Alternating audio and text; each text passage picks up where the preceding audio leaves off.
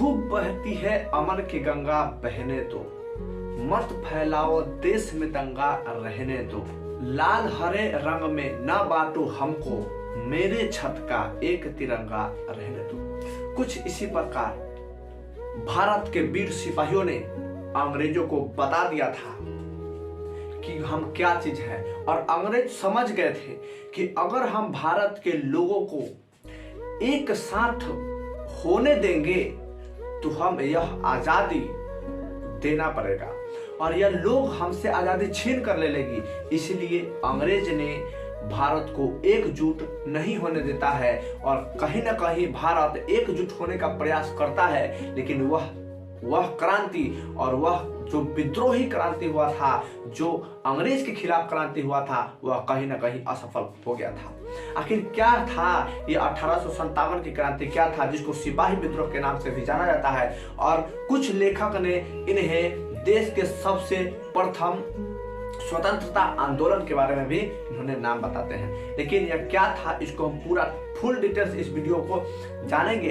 Video अच्छा लगे तो लाइक करिएगा, सब्सक्राइब करिएगा और शेयर करिएगा। चलिए स्टार्ट करते हैं। देखिए 1857 का जो क्रांति था ना, वह क्यों हुआ था? ऐसा नहीं था कि तत्कालीन कारण 1857 की क्रांति स्टार्ट हुआ था। 1857 की क्रांति जो स्टार्ट हुआ था उसके पीछे बहुत सारे रीजन थे। रीजन क्या था समझिए। 1857 से पहले गवर्नर बन गया था और यह जो गवर्नर डलहौजी था, यह डलहौजी का नीति इतना खराब रहता है। इन्होंने क्या करता है कि इन्होंने हड़प नीति जैसे चीजों को अप्लाई करता है, मतलब कि किसी भी एरिया को क्या करता था, हड़प लेता था। और यह अंग्रेज और यह डलहौजी कहता था कि अगर जिसका बेटा, या जैसे कि पहले क्या होता था कि इंसान गोद किसी से ले लेता था, जिसको मतलब अपने संतान नहीं होता था, वो गोद ले लेता था। तो यह डलहौजी क्या कहा कि गोद लिया हुआ बच्चे को उसका जो धन होगा ना, उस पर उसका अधिकार नहीं होगा, उसका धन अंग्रेज ले लेगा, है ना। इस तरीके से नियम कानून, और उन्होंने एक नियम कानून भी बना दिया था कि बच्चा को गोद भी नहीं लिया जाएगा। तो लोग इससे आक्रोश हो गए थे, है ना। लोग कह रहे थे कि बताइए यह किस तरीके से लोग का जमीन हड़प रहा है ना। लोग का जमीन भी हड़प रहा है और किसी का अगर गोद लिया हुआ बच्चा है तो उसका वो धन नहीं होगा, वो सारा अंग्रेज का हो जाएगा। इस तरीके से लोगों में क्या होता है, एक चीज मतलब अंग्रेज के विरोधी हो जाते हैं। मतलब लोग को लगता है कि अंग्रेज हमारे लिए क्या कर रहा है, कुछ चीज को गलत कर रहा है। उसके साथ साथ देखिए बहुत सारे कारण है। डलहौजी क्या किया, डलहौजी हड़प नीति को लाता है और गोद लेने पर समाप्त कर दिया। और डलहौजी क्या किया मतलब, और उसके पीछे भी बहुत सारे काम हुए, जैसे कि भारत के जो सामान था ना, भारत के जो कुछ प्रोडक्ट्स बनाया जा रहा था वो हाथ से बनाया जा रहा था। जो ये अंग्रेज बना रहा था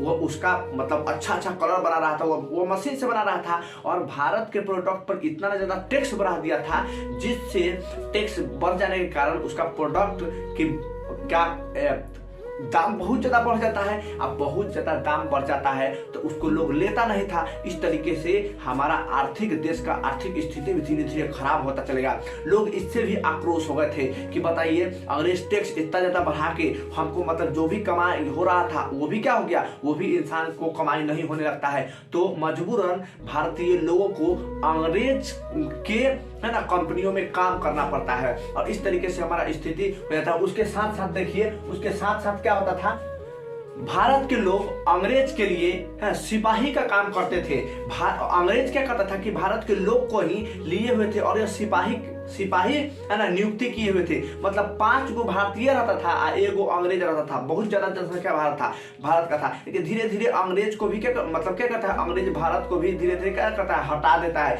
जिससे भारत में आक्रोश होता है और मतलब भेदभाव देखा जाता है। जो भारतीय जो सिपाही भर्ती रहते हैं ना, अंग्रेज जो रहते हैं, तो भारतीय सिपाही और अंग्रेज के सिपाही के साथ बहुत ज्यादा भेदभाव होता था। मतलब उतना वैल्यू नहीं दिया जाता था भारतीय लोगों को। अब भारतीय लोग जो मतलब सिपाही के काम कर रहे थे, उनको क्या होता था कि डाक टिकट के चिट्ठी जाता था, है ना, तो चिट्ठी जाता था उनके घर पर कि क्या खबर वबर है वह, तो इस तरीके से अपना परिवार से चिट्ठी वगैरह से मतलब बातचीत होता था। लेकिन क्या किया उसने, डाक अधिनियम ले आता है, और डाक अधिनियम में ले आता है कि अब ना भारत के लोग जो सिपाही में है वह चिट्ठी उठी उसको नहीं जाएगा, उसका कोई खोज पुछारी नहीं करेगा। इस तरीके से लोग धीरे धीरे क्या हो रहा है, लोगों को धीरे धीरे आक्रोश उत्पन्न हो रहा था, है ना। उसके साथ क्या हुआ, तत्कालीन कारण क्या होता है कि बैरकपुर कोलकाता में है ना, वेस्ट बंगाल में बैरकपुर है।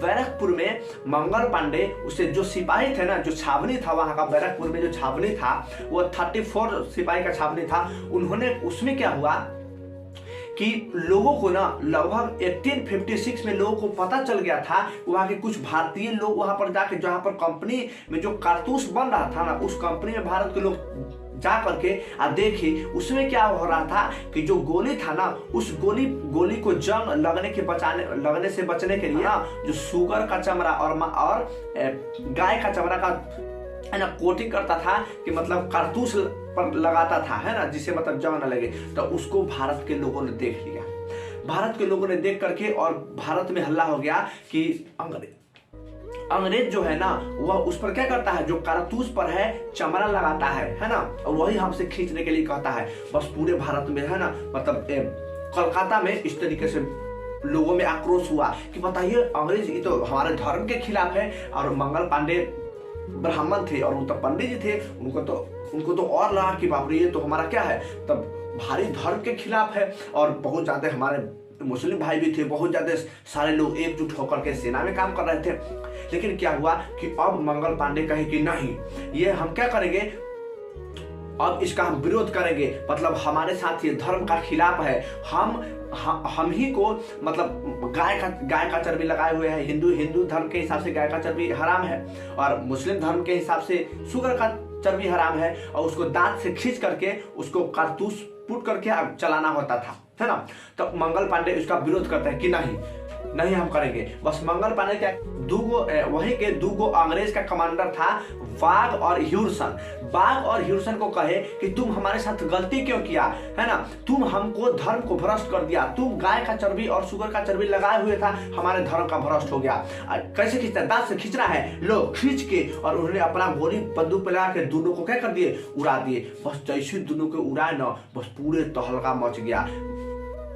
बस अंग्रेज उठा 8 अप्रैल 1857 ईस्वी को बैरकपुर में मंगल पांडे को फांसी दे दिए। और जैसे मंगल पांडे को फांसी दे दिए ना, बस पूरा भारत में आक्रोश उत्पन्न हो जाता है कि अब भाई साहब पूरे भारत में आंदोलन होने लगता है। और लोग जो मेरठ में, उत्तर प्रदेश के मेरठ में आते हैं, और जो लोग को बंदी बना करके जो जबरदस्ती सिपाही में जो युद्ध करवाता था सिपाही में, वो सारे लोग एकजुट होकर के वहां से बाहर निकल गए, और पूरे भारत में दंगा होना चालू हो गया कि किस तरीके से मंगल पांडे को फांसी ले लिए। इस तरीके से मतलब बिहार में जो वीर कुंवर सिंह थे वो मतलब इस युद्ध में कूद जाते हैं, वो बिहार से डील करते रहते हैं, नाना साहब कानपुर से डील करते रहते हैं, झांसी की रानी डील करते रहते हैं। इस तरीके से पूरे भारत में धीरे धीरे लगा इसका आक्रोश हो जाता है, और इतना ज्यादा युद्ध होता है। और यह जो युद्ध हुआ था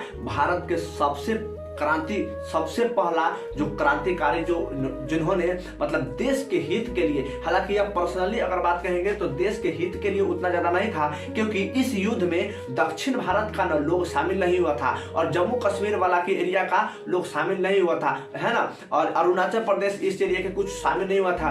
अगर यह इस युद्ध में अगर पूरे भारत के लोग अगर एक साथ मिलकर लड़ते, अगर एक साथ मिलकर अंग्रेज के खिलाफ होते, तो शायद भारत हमारा उसी समय आजाद हुआ था। लेकिन यह कारण हुआ कि पूरे भारत के लोग एक साथ नहीं हुआ, और उसी में से भारत के कुछ गद्दार लोग ही भारत को साथ नहीं दिया, जिससे हमारा देश 1857 की क्रांति में मार खा गया। और अंग्रेज जानता था, क्योंकि हमारे भारत में ना उतने मतलब अच्छा टेक्नोलॉजी नहीं था जिससे अच्छा बम बारूद बनाया जा सके, ये सब तो था नहीं। अंग्रेज जानता था कि कितना दिन तक लड़ेगा ये हमसे, क्योंकि अंग्रेज के पास हर व्यवस्था था लड़ने का पूरा, है ना, मतलब सारा व्यवस्था था, लेकिन इंडिया के पास तो ऐसा था नहीं। अंग्रेज जानता था कि अपने 1 साल होगा उसके पास सारा जो चीज थोड़ा सा प्रोडक्शन बचा हुआ है, बम बारूद खत्म हो जाएगा, अपने सिलेंडर कर जाएगा। तो अंग्रेज इसी को फायदा उठाते हुए, क्योंकि हमारे भारत में उतना टेक्नोलॉजी और उतना हर चीज का विकास नहीं हुआ था, जिसके कारण धीरे धीरे यह युद्ध समाप्ति की ओर हो जाता है